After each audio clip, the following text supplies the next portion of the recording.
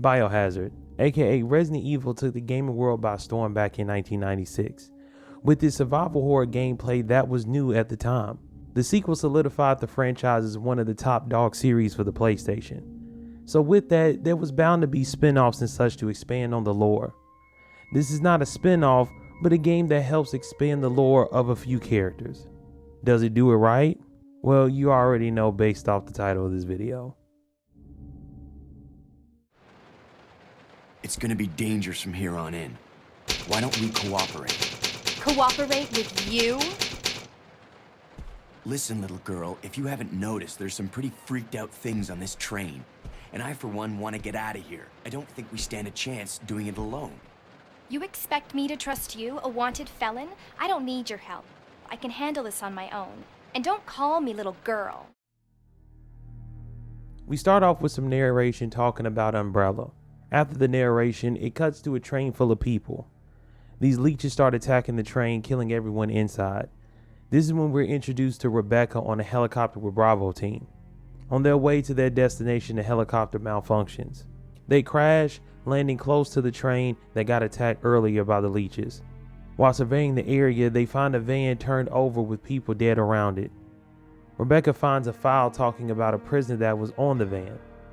His name was Billy Cohen. He was being transported to another place to serve his sentence. Bravo team decides to split up to look for Billy. This is when Rebecca finds the train. She runs into Billy, and because all the crazy shit that's going on the train, they decide to team up. They crash the train into an Umbrella facility. This is when we find out who's behind all of this stuff with the leeches. Dr. Marcus, a former Umbrella scientist that was betrayed by Umbrella. After this, we get Billy's backstory. He was arrested for an op in the jungle that went wrong. They made him the fall guy. After a bunch of shit, Billy and Rebecca take on Dr. Marcus. They defeat him. Rebecca lets Billy escape and she makes her way to Spencer's mansion to find everybody else. So, I really don't have much to say when it comes to this story because there really isn't one. What we did get is so poorly done and is so cheap looking, I never got invested. The relationship between Rebecca and Billy feels like a Lifetime or a Hallmark movie. Dr. Marcus is super forgettable as a Resident Evil villain. Overall, it's just boring, dull, and forgettable. Wait, what was I talking about again?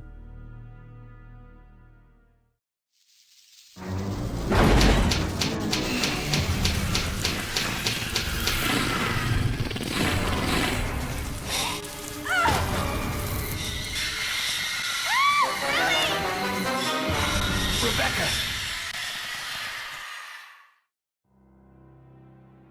This game visually is okay. The color palette for each area is relatively the same, so after a while a lot of the locations start to blend into one another. The first area is a train. It's very tight and claustrophobic. The second area is a training facility, a predecessor to the Spencer Mansion, you could say. The third area is the basement.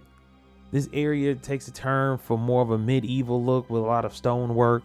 The fourth place you visit is the laboratory. It's located inside of a church. The outside and the main floor have all the looks of a church. Everything else above that is a full lab with vats and vials, etc. The fifth place you visit is a factory. It's industrial looking. The final place is the treatment plant. Everything is wet and rusty. Running through these samey looking places are a bunch of enemies looking to kill or eat you. You got zombies, zombie dogs, crows, giant spiders. These bipedal lizards with long, sharp claws called hunters. There are two in particular, though, that I have to rant about. That is these apes called eliminators and these humanoid leeches. These two can straight up go to hell and never come back. Let's start off with the eliminators. These things are small and fast. That means they can get the drop on you fast. That's fine, but where the problem comes in is that they can keep hitting you, basically stun locking you, and don't let there be more than one. It also doesn't help that there's a lot of corridors that are super narrow, so trying to run past them is extremely hard. It's also a pain to kill them because of how stupid the aim system works, and we'll touch on that later. The humanoid leeches are next, and straight up, fuck these things. They are super tanky and spongy enemies that make this game intolerable. They can only be killed really by Molotovs or napalm rounds or acid rounds. Even then though, it takes quite a few of each just to kill them. They have the ability to stretch out their limbs, so keeping a distance from them genuinely means nothing. When they run, they can close any distance you may have in 3 steps. Once they hit you, they automatically grab onto you, leaking out what I presume to be acid onto you, taking most of your life in a matter of seconds. It's just straight up bullshit. Like I said earlier, the auto aim is garbage. You go to throw a Molotov and it'll just hit the wall. Even though the enemy is right in front of you, you have to shoot in the air to hit the eliminators even though they're on the ground. Not only that, if they're under you and you aim down to shoot them, sometimes it'll hit them, but most of the time it won't because you're not aiming in the fucking air. Overall, the auto aim is the worst part of this game.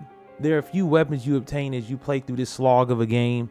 The first one being a pistol, which is standard in all Resident Evil games. This comes with an upgrade attachment that gives it a sight.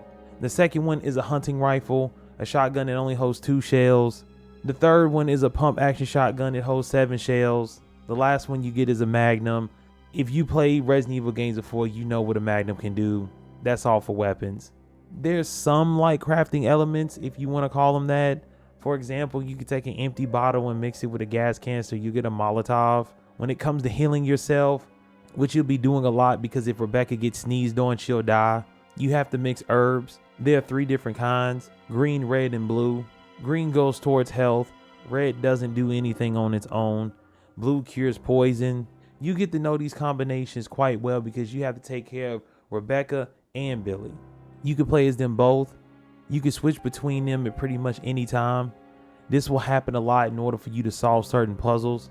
They'll also get separated for story reasons as well. Billy is the tank, being able to take more damage than Rebecca. Rebecca is a delicate little flower but can mix herbs. When it comes to health, they both have 3 conditions. Green is fine. Yellow/orange is caution. Red is danger. So make sure you're always looking at their status for the reasons that I mentioned earlier. That's pretty much it gameplay wise. These older RE games don't have much depth to them. It's all about backtracking, puzzle solving, and that's it. Thank you, Rebecca.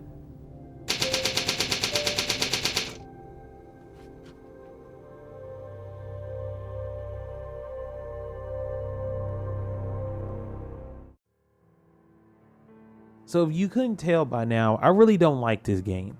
It's boring and dull, which is the 2 worst things a game can be for me.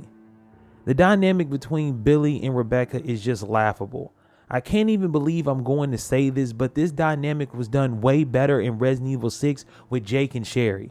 I can't stand RE6, but that campaign has always been a highlight for me because of their dynamic. If you want to play this, it's pretty much on everything, so pick your poison and get poisoned by this T-Virus leech of a game.